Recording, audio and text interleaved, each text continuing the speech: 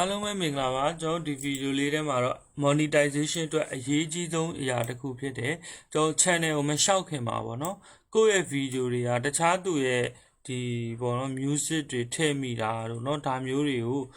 ကျွန်တော်တို့ကပြန်ပြီးလျှောက်တဲ့เนาะပြန်လျှောက်တဲ့နီးလေးပေါ့အရေးအရန်ကြီးတယ်တချို့ဒါလေးမသိလို့အရန်ကိုအခက်အခဲဖြစ်နေကြတဲ့သူတွေကျွန်တော်များစွာမြင်ဘူးတယ်ပေါ့နော်ဘာဖြစ်လို့လဲဆိုတော့သူတို့ channel မှာအဓိကကတော့ကျွန်တော်ပြချင်တာဒီပေါ့နော် restriction ဆိုတဲ့နေရာပေါ့နော်ဘယ်ကလာလဲဆိုတော့ကျွန်တော်အရင်ဆုံးပြန်ပြောပြပေးမယ်เนาะမသိမှာဆိုလို့ viewer channel ကိုနှိပ်နော်နှိပ်ပြီးတော့မှကျွန်တော်ကဒီ content ဆိုတဲ့နေရာပေါ့နော် content ဆိုတဲ့နေရာမှာကျွန်တော်ရောက်မယ်အဲ့ content ဆိုတဲ့နေရာမှာမှကျွန်တော်ဒီကိုကြည့်လိုက်တဲ့အခါမှာ channel မအောင်သေးတဲ့သူကတော့ဒီ monetization column လေးပေါ်မှာမဟုတ်ဘူးဒါပေမဲ့ဒီ restriction ကတော့ရှိနေမှာပေါ့နော်အဲ့မှာ restriction မှာဒီမှာတွေ့လား copyright claim ဆိုတာရှိနေတွေ့လားအဲ့လိုမျိုးဖြစ်နေတဲ့ဗီဒီယိုတွေဆိုရင်ဒါကျွန်တော်တို့များနေတယ်ဆိုရင် channel မအောင်တတ်ပါဘူးဒါအောင်ပြီးသား channel ဖြစ်နေလို့ဒါလောလောဆယ်သူ monetize လုပ်လို့ရတာပေါ့နော်ဒါပေမဲ့လည်းအရန်များလာရင်လည်းဒါပြဿနာရှိပါတယ်ဖြစ်နိုင်လို့ရှိရင်တော့ကို music တွေကိုတတိထားပါဒီ channel လေးကတော့ဒါကျွန်တော်တာဝန်ယူပေးထားတဲ့ channel လေးပေါ့နော်ဘာဖြစ်လို့ဒီလိုဖြစ်တာလဲဆိုတော့ကျွန်တော် live လွှင့်တဲ့အခါမှာအနောက်မှာဖွင့်ထားတဲ့ music ကဒါကျွန်တော်copyright မိတဲ့ music တွေဖြစ်နေလို့ပေါ့နော်အဲ့ဒါကြောင့်သူကဒီ video ကို monetization ပေးမလို့တာ ineligible လို့ခေါ်ပါပေါ့နော် eligible ဆိုတာတရားဝင်သုံးလို့ရ ineligible ဆိုတာသုံးလို့မရအောင်ဆိုတဲ့အဓိပ္ပာယ်မျိုးပေါ့နော် okay အဲ့တော့ဒီလိုမျိုး copyright claim တွေဖြစ်ရင်ဘာလုပ်ရလဲဆိုတာလေးကိုပြောပြပါမယ်တချို့ကြတော့ဒီလိုရှေ့ဆုံးမှာပေါ်တင်နေတွေ့မနေပဲနဲ့ကျွန်တော်တင်ထားတဲ့ဗီဒီယိုတွေအရန်များတဲ့အခါမှာဟိုးအဝေးမှာရောက်နေတခုချင်းလိုက်ရှာတာမလွယ်ဘူးပေါ့နော်အဲ့လိုခါမျိုးမှာကျွန်တော်ကဒီ filter လေးကိုနှိပ်လိုက်ပါ filter လေးကိုနှိပ်ပြီး copyright claim ကိုရွေးလိုက်လို့ရှိရင်အဲ့ဒါကျွန်တော်တို့ဒီcopyright မိထားတဲ့ကောင်တွေအကုန်လုံးကိုကျွန်တော်ပြန်တွေ့ရမှာပေါ့နော်မှန်တွေ့လားဒါဆိုရင်ဒါအကုန်လုံးကဒါ copyright ညှိထားတဲ့ကောင်တွေကြီးပဲ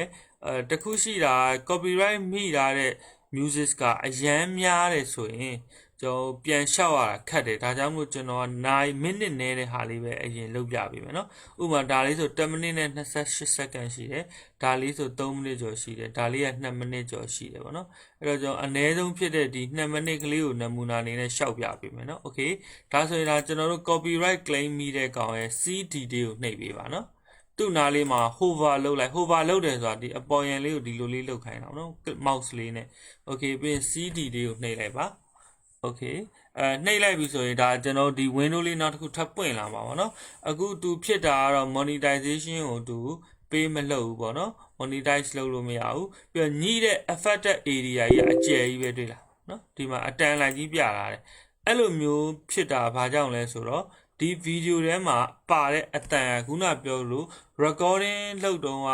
အနောက်ခံ background music ဖွင့်တော့ကလေးကပေါ်တာမျိုးရှိတယ်လို့တချို့ကြောက်လဲအတန်အနေနဲ့ edit ထည့်ဆက်လိုက်တာဗောနော်အဲ့လိုထည့်ဆက်လိုက်တဲ့အခါမှာဒီလိုကြီးသူကပေါ်လာတာဗောနော် okay အဲ့လိုမျိုးဖြစ်ရင်ကျွန်တော်လုပ်လို့ရတဲ့ option လေးတွေတော့ရှိတာဗောနော်တစ်ခုလုံးဖြတ်ထုတ်လိုက်ရတာမျိုးရှိလို့တချို့လဲမလုပ်တော့ video ကြီးတစ်ခုလုံးဖြတ်ပလိုက်တာလည်းရှိတယ်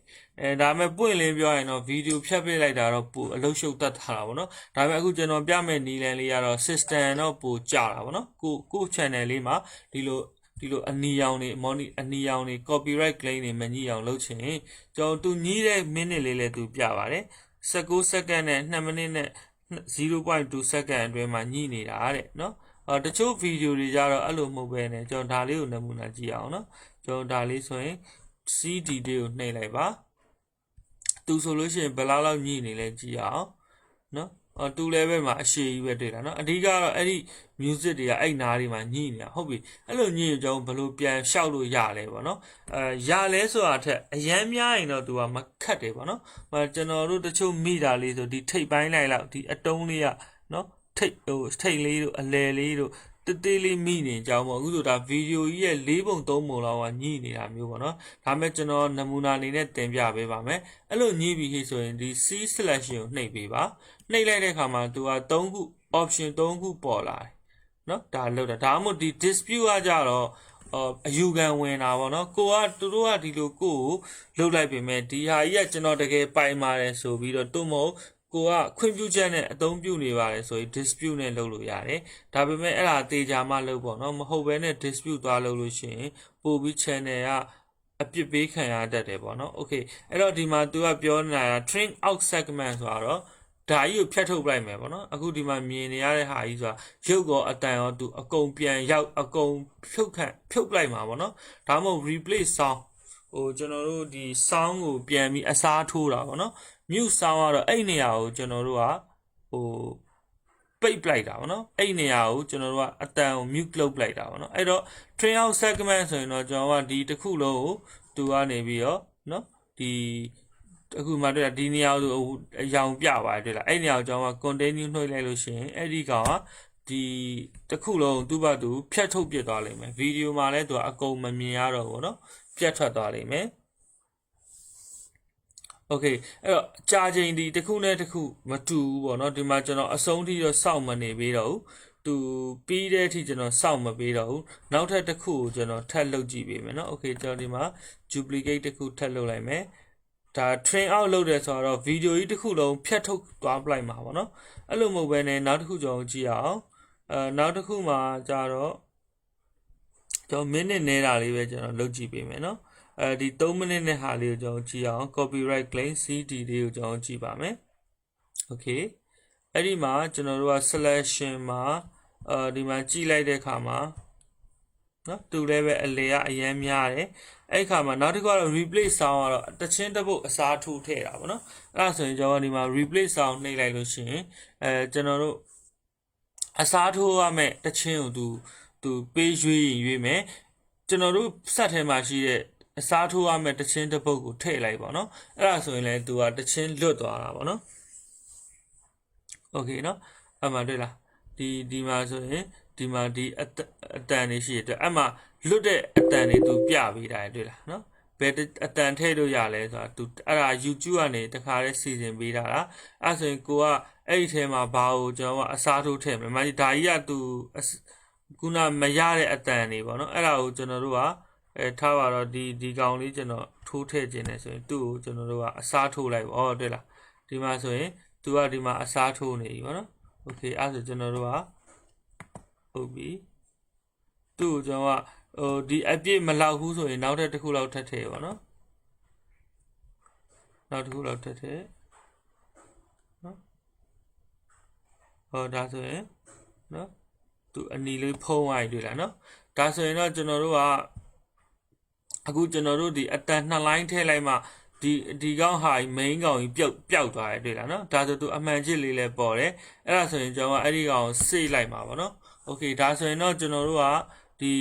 ကိုယ့်ရဲ့ဟာပေါ့နော် privacy ညှိနေတဲ့အတန်ကိုကျွန်တော်ကအစားထိုးလိုက်တာဖြစ်ပါတယ်ချက်ချင်းတော့သူရမှာမဟုတ်ပေါ့နော်စောင့်ပေးရပါလိမ့်မယ်โอเคကျွန်တော်တော့ဒီမှာအဆုံးထိစောင့်မပေးတော့ဘူးเนาะโอเคနောက်တစ်ခုကျွန်တော်ထပ်ပြပေးပါမယ်အဲ့တော့ train out set ဖြစ်တဲ့နေရာလေးကိုပဲအတန်ကိုကျွန်တော်တို့ကဖြုတ်လိုက်တာပေါ့နော်ခုနလိုအတန် mute လုပ်လိုက်တော့အဲ့နေရာကျတော့အတန် mute ဖြစ်သွားလိမ့်မှာပေါ့နော်โอเคနောက်တစ်ခုကျွန်တော်ကြည့်အောင်မိနစ်နေတာလေးပဲကြည့်မယ်နော်မိနစ်အခုဒီမှာဆိုရင်ကျွန်တော်က22ခုနော်မိနေတာရှိ22ခုဆိုတော့ကျွန်တော်တို့ကဒါလေးတစ်ခုထပ်သုံးကြည့်မယ်ဒါလေးသုံးကြည့်မယ်နော်ဒါလေးကိုကျွန်တော်နမူနာပြပေးပါမယ်โอเคအဲ့ဒီမှာကျွန်တော်တို့ကခုနပြောတဲ့ selection မှာ mute sound ပေါ့နော် mute sound မှာကြာတော့ option နှစ်ခုထပ်လာလိမ့်မယ်နော်ဒီမှာကြည့်နော်သူကmute all sound when sound play ဆိုတော့ဒီတချင်းတွေမဒီအတန်တွေအားလုံးဖြစ်နေတဲ့အခါမှာအတန်တွေအားလုံးပိတ်ပလိုက်မလားပေါ့နော်ဒါမှမဟုတ် mute sound only ဆိုလိုတာတော့သူကခုနကတော့ဖြစ်နေတဲ့နေရာအတန်လေးတွေပဲကျွန်တော်ကဖြုတ်ထုတ်ပလိုက်တာပေါ့နော်နှစ်ခုရှိတယ်ကျွန်တော်ကတော့ mute sound only ကိုသုံးတာများတယ်ပေါ့နော်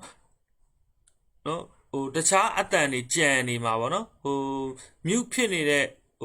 privacy ညှိနေတဲ့အတန်ကလွယ်ရင်ကြံတဲ့အတန်တွေပွင့်မယ်ဒီ mute all sound ကကြတော့ကျွန်တော်တို့ကဒီမှာတော့အချိန်ရွေးပေးလို့ရတာပေါ့နော် set start တိုင်းနဲ့ ဟိုဘယ်နေရာနဲ့ဘယ်နေရာကြာအတန်ကိုရွေးပေးရမယ်သူကလည်း original တော့ရွေးပေးပြီးသားပဲအဲ့ဒါကို continue နှိပ်လိုက်လဲရတယ်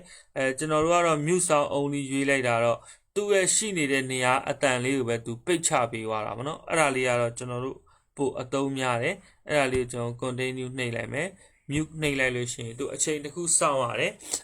ပြီးရင်အဲ့ window ကိုဒီတိုင်းပဲထားတာဗောနော်အဲ့လိုမျိုးလေးထားတာဖြစ်နိုင်လို့ရှိရင်တော့ computer နှလုံးလောက်ရှိတယ်ဆိုရင်ဒီလိုမျိုး privacy ကြီးတဲ့ဗီဒီယိုတွေကိုအခုလိုမျိုးကျွန်တော်ကပြန်ရှောက်နေတဲ့အချိန်မှာအဲ့ laptop ကိုမသုံးမဲ့ဘေးမှာထားတာပေါ့နော်ထားလို့ရှိရင်တော့သူကပို့ပြီးအဆင်ပြေတယ်မဟုတ်ရင်ကိုကတခြား window တွေမှာတခြားအလုပ်တွေသွားလုပ်နေဒီ process တွေကမပြီးလားလေကျွန်တော်တော်တော်အခက်အခဲရှိတယ်ပြန်စစ်ကြတာဒါကြရင်တနေကုန်တာလှုပ်လိုက်ရတယ်အဲ့ဒါကြီးကမပြီးပါဘူးဒါကြောင့်မို့တချို့လည်းပဲစိတ်ညစ်လို့အဲ့လိုတွေလုပ်မနေဘူးဖြတ်ပလိုက်တယ်တချို့လည်းဒီလိုလောရကောင်းမှမသိလို့ဖြတ်ပလိုက်တာမျိုးရှိတယ်ပေါ့နော်အဲ့လိုဖြတ်ပလိုက်ခြင်းအပြင်နစ်နာတာတွေကတော့ကိုဖန်တီးထားတဲ့ creation လုပ်ထားတာတွေတော့ပြတ်သွားတယ်အလုံးရှုပ်တော့တတ်တာတယ်နောက်အသစ်ပြန်ရိုက်ပေါ့နော် okay ဘယ်လိုပဲဖြစ်ဖြစ်ဒီနီလန်းလေးသိထားတဲ့အတွက်ကျွန်တော်တို့ရဲ့ဒီမိတ်ဆွေတွေအားလုံးအဆင်ပြေလိမ့်မယ်လို့ယူဆပါတယ်မာကြီးဒါဆို monetization ပြန်ရပါပြီတွေ့လားနော် okay အဲ့ဆိုရင်ကျွန်တော်တို့ဒီဗီဒီယိုလေးကနေကျွန်တော်တို့3မျိုးရှိတယ်ပေါ့နော်အတန်ကိုလုံးဝဖြတ်ထုတ်ပလိုက်တာရှိရယ်mute လုပ်ပလိုက်တာရှိတယ်နော်ဗီဒီယိုကြီးကိုဖျက်ပလိုက်တာရှိတယ်စသဖြင့်ပေါ့နော်ကိုအဆင်ပြေရာကိုလုပ်လို့ရပါတယ်အားလုံးပဲအဆင်ပြေကြပါစေ